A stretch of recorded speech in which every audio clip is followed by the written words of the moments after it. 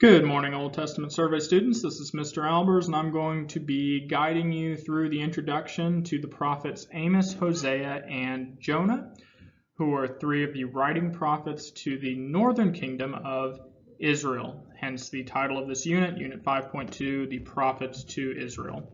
So hopefully you've already got your Unit 5.2 guided notes. We'll be jumping around a little bit in those, just because we're going to intro all three, and then we'll circle back around later in the unit and go more in depth on each prophet in turn.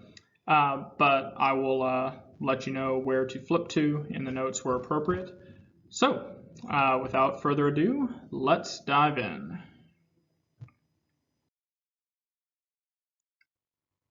All right, so there at the top of your notes, you see the kind of opening question, who was king of Israel during the time of these three prophets? And the answer to that is our friend Jeroboam II. He was the third king in Jehu's four-generation dynasty. He was named after the first king of Israel, the north, Jeroboam I. And what were some things that were going on in Israel? Well, God was merciful to Israel under Jeroboam in spite of his wickedness. He experienced great military success. In fact, if we look at the map here, he started out with the green territory, and all of this yellow he conquered during his long 41-year reign. So he almost doubled Israel's territory. Generally, we think of that as a sign of God's great blessing. We would think that things were going well and that Israel was obedient during that time, but in fact, that was not the case. They did experience great success militarily. They did have great prosperity. There was a lot of injustice as well. In fact, the prophets will talk about this again and again, the way the rich mistreated the poor, right? There's great prosperity, but for the elites, for the friends of the king, so to speak. And there was a great outward show of religion, which centered around the golden calves, but it was not really true religion, right? Maybe you think of that passage from Amos that we just got finished memorizing, where God says that he hates the feasts, the solemn assemblies, right, the grain offerings, the peace offerings, all these things that the Israelites were doing because they weren't actually doing justice, right? God says, I don't take those away. What I want you to do is let justice roll down like waters and righteousness like an ever-flowing stream. And his people weren't really doing that. So all of these things were true during the reign of Jeroboam II. That kind of sets the background, the context of what these different prophets talked about. And just a few places to point out here. Golden calves were located, you might recall, in the city of Bethel and the city of Dan. So when these cities are mentioned, especially Bethel, the prophets are generally talking about the worship of the golden calves or making reference to that in some form or fashion. Okay.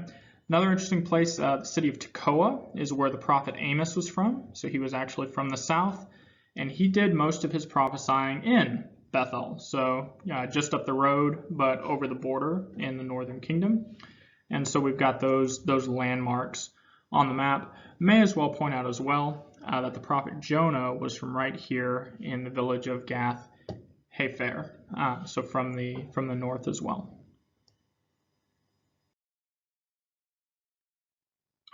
All right, well, why don't we start with Amos? We're going chronologically here. The book of Hosea comes first in order in our English Bibles. There are thematic reasons for that, but chronologically, Amos is earlier. He is likely the first of the writing prophets to the north. And we could subtitle his book, The Lion Roars, because in many ways, this is God, the lion, roaring this message to his people. And we'll dig more into that as the unit progresses. So, who wrote Amos? Well, as you might have guessed, it was the prophet Amos. All of the information we have about him is from this book. He does not appear in any other parts of the Old Testament. So we know that he's from the city of Tekoa. We just saw that in the map in the southern kingdom, so not too far from Jerusalem. And we know from the way he describes himself that he was a shepherd or sheep breeder and he tended sycamore fig trees on the side. So he was a rural, almost like a farmer, right? He worked with trees, he worked with livestock, not a metropolitan, cosmopolitan city guy, he was from the country. He wrote around the year 762 BC. That's pretty specific. How do we know that? Well, first off, we know that he wrote during Jeroboam II's reign, and so we know when that was. That was 793 to 753, 41 years. And we know that Amos wrote 2 years, quote unquote, before the earthquake. So, it's a great earthquake. It was memorable. It was such a big deal that people dated it or dated things around it. So, if we make estimation that the earthquake happened around 760, and we go 2 years before that, we get to about 762 BC. We don't know that exact date 100% for certain, but that seems like a good place to go ahead and put his date.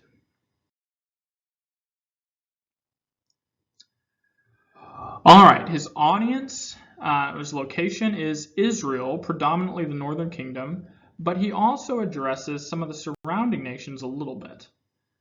He preached at Bethel. We saw that on the map. Prominent site of one of Jeroboam's golden calves. Also a very important historical site for Israel. Bethel was named by Israel himself, by Jacob. That's the place where he lay down to sleep and had the dream of the ladder or the stairway up to heaven with angels ascending and descending. He woke up and said, surely this is the house of God. And so he named it House of God, Beth-El. So you can think of the slap in God's face. This place that was named after his presence is the site of this prominent golden calf used for idolatrous worship. And Amos's theme is that the justice of God will result in judgment upon Israel and the nations. So Amos's message is by and large not a pleasant one. It's that judgment is coming.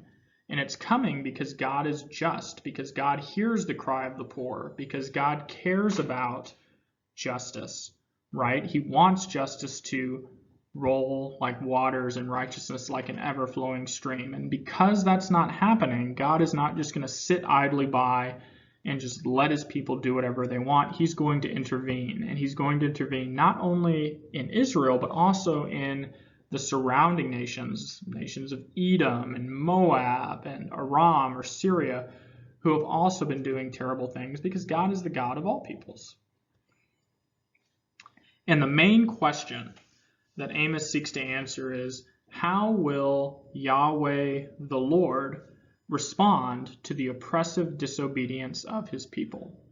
This fits in very, very easily with this theme, right?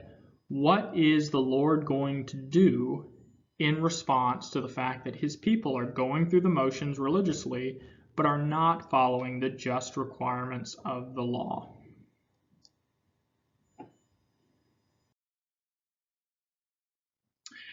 And some interesting facts. So we mentioned this, but Amos was a layperson. He was not a professional prophet. In fact, there's a famous spot in chapter 7 where Amos says, I'm neither a prophet nor the son of a prophet. That's not him denying that he was called by God, but saying that he didn't grow up being a prophet. He was just an ordinary guy who was called by God. He was the first of the writing prophets to the north. He's the first chronologically to mention the day of the Lord, which is an incredibly important theme that we'll talk more about later in the semester. But Amos is the first to use this phrase.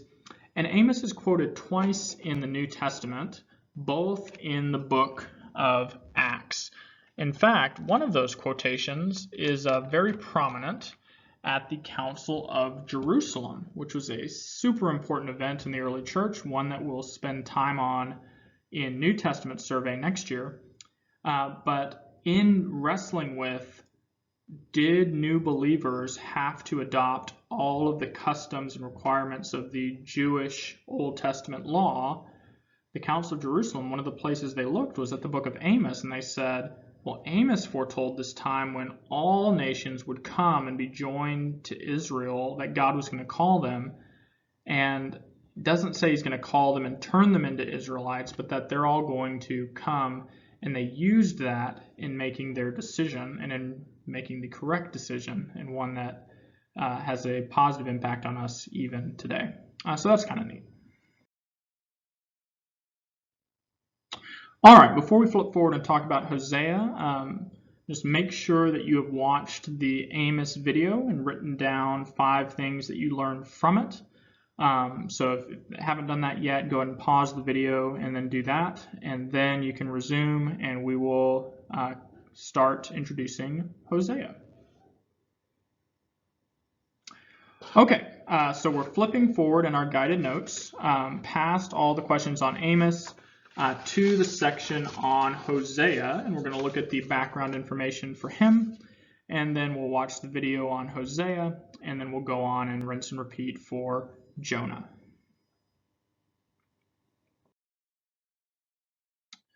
Okay, Hosea was written by, as you might have guessed, Hosea the prophet. Like Amos, we don't really know much about Hosea. We know nothing, in fact, about him other than what comes from the book. So he's the son of Beeri. We don't know who Beeri was, other than the fact that he was Hosea's father. And Hosea wrote somewhere between 760 and 710 BC. So during and after the reign of Jeroboam II. And we know from the content of the book that Hosea lived to see the fall of Israel, which was in 722 BC. And so that's how we can date Hosea to after Amos, even though that's not the order where we see it in our English Bibles. So Hosea was the author, and he lived during and after Jeroboam II's reign.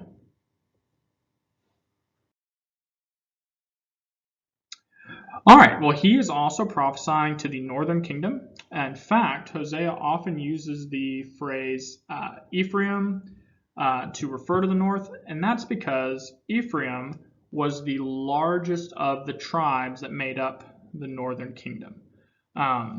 So Ephraim, you may remember, was one of Joseph's 2 sons, Manasseh and Ephraim. And Ephraim was the one who was blessed especially of those 2. Leaders like Joshua were from Ephraim.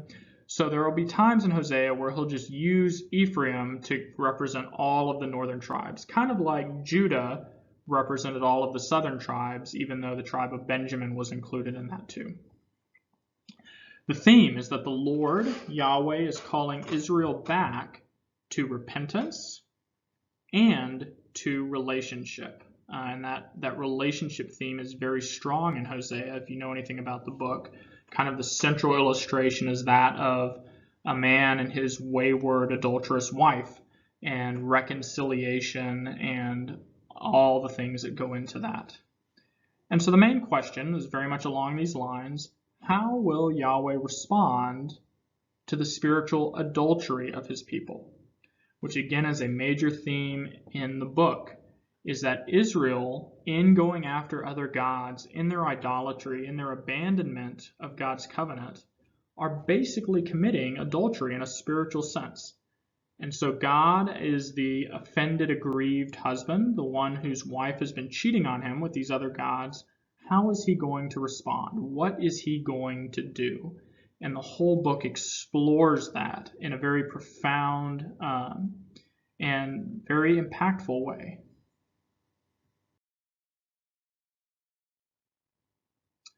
All right, some interesting facts. Hosea was the final prophet to the northern kingdom. He married an adulterous woman and had symbolic children. Now, this does not mean that the children weren't real, but each of the children were representative of something, and the names that God gave him to give to these children had symbolic meaning. And when we actually dig into the book in a few days, we will talk about that specifically. Hosea is quoted numerous times in the New Testament, more than Amos, twice by Jesus.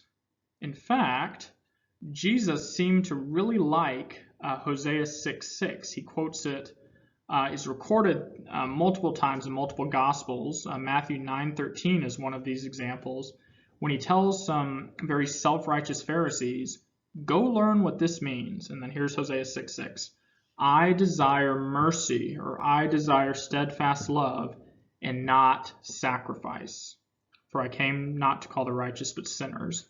And so this phrase, right, I desire mercy and not sacrifice, illustrates, that in God's priorities, his most important priority is not that we do check all the boxes of doing the outward things, but that we actually keep the heart of the law, which is steadfast love, which is mercy, which is justice. And the sacrifices are there for when we fail. But it's not okay to just live however we want to, trample over other people, refuse to show mercy, and then to show up in synagogue or at the temple and make our sacrifice and act like everything is okay. It's not. Never has been. And Hosea really unpacks that. Okay, so hopefully, again, you've had a chance to watch the Hosea video. If not, go ahead and pause this now and go ahead and do that, and then come back and we will flip forward to the book of Jonah and introduce that. And again, hopefully you've had a chance to do that. So let's dive into Jonah, which we could subtitle God's Wayward Messenger.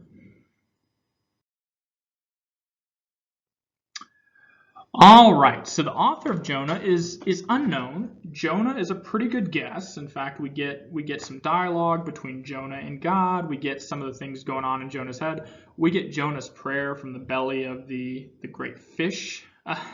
So there weren't any other human witnesses there. So presumably either Jonah wrote this down or Jonah told this story to somebody who then wrote it down. Don't know for sure, but Jonah's as good a guess as any. Jonah prophesied during the reign of Jeroboam II from 793 to 753. He was from Gath-Hepher in Galilee. We looked at that. He probably went to Nineveh, so like the events of, he probably went to Nineveh around the year 750 BC. We don't know if it was written down then or if it was written down later. It's entirely possible that the book was not actually composed until hundreds of years after Jonah's life. Obviously, the author would have to be somebody other than Jonah for that the story would just be passed down from generation to generation until somebody wrote it. Or if Jonah wrote it, obviously he wrote that before he died, which is when people typically tend to write books. So 750 is a pretty good date for when he went to Nineveh. Nineveh, very interestingly, is the capital of Assyria. The Assyrian Empire was actually experiencing a bit of a low point at this time in history. They'd had some internal conflict. They were not really doing a whole lot of aggressive expansion. And so even though that would change decades after that, and they would end up coming in and conquering the north in 722, at this point, they were not doing so well, which probably made them more open to hearing Jonah's message in the providence of God. We could get even more interesting and say that in the providence of God, it's entirely possible that Jonah's message and the repentance that it led to allowed Nineveh to then go on the ascendancy again, which then enabled them to be God's instrument of judgment against the northern kingdom, which leads us into some really interesting implications and things to wrestle with about God's sovereignty, and maybe helps us understand Jonah's reluctance to go there a little bit better. But anyhow, it's kind of interesting to speculate on that. The audience of Jonah is kind of the individual. It's written to really act like a mirror, so to speak. So we're meant to read Jonah and then see our own attitudes reflected and to think, am I like Jonah? Am I doing the same kinds of things that he does? And so it's very unique. It's a very well-written, weighty book in that way.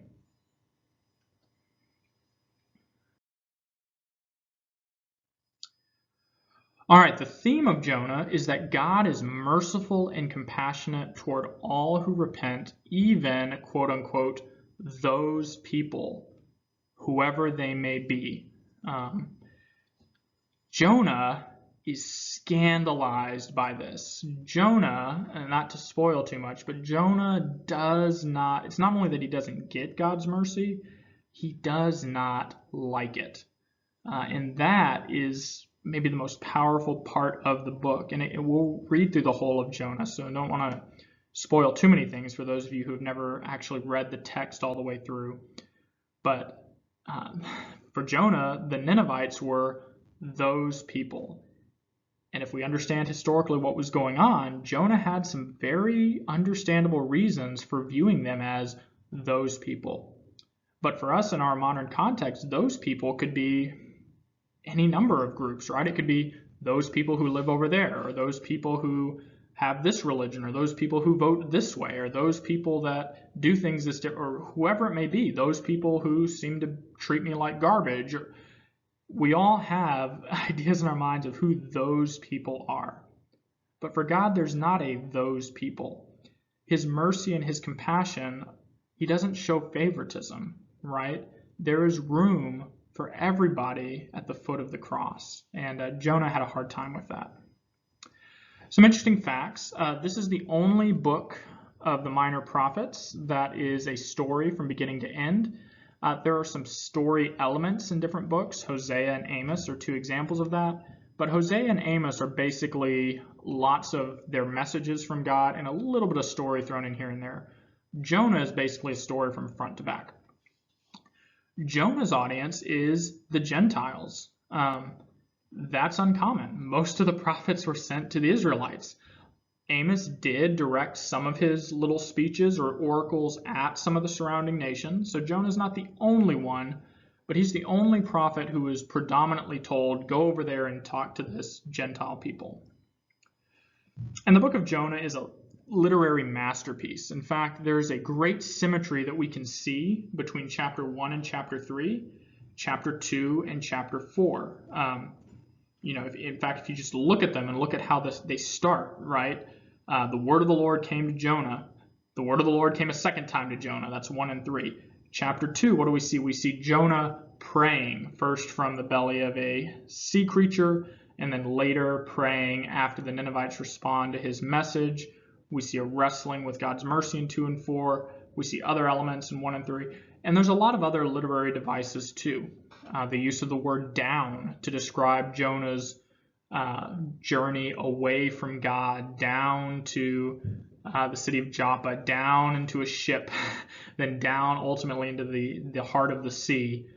Jonah goes down, down, down, about as far down as he could go before God rescues him and brings him back up. So a lot of fascinating things about the way Jonah is put together.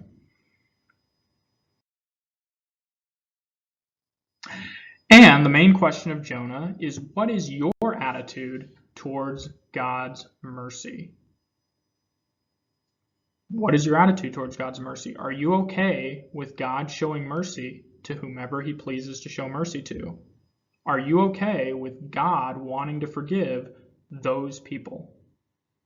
Or does that bother you? And if it bothers you, why is that? And is it okay? Is it okay for God to show mercy to whomever he wants to?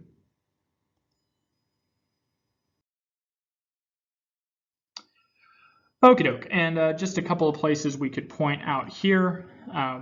Mentioned this on a map a little bit earlier, but Gath-Hepher is up here by the Sea of Galilee. So Jonah was from the same general region that Jesus ended up growing up at. And here is Joppa, is the port that Jonah set sail from when he wanted to flee from God's call and go to Tarshish, which is way across the sea in that direction. So Jonah's hometown. We know that Jonah prophesied a little bit to King Jeroboam, who would have been reigning from Samaria. So Jonah probably spent some time there. But yeah, we know that, and those are just a couple of places of interest on the map. So at this point, all you've got to do is play the Jonah video, write down 5 things you learned from that, and that will take us to the end of class today. So thank you for watching, and have a wonderful day.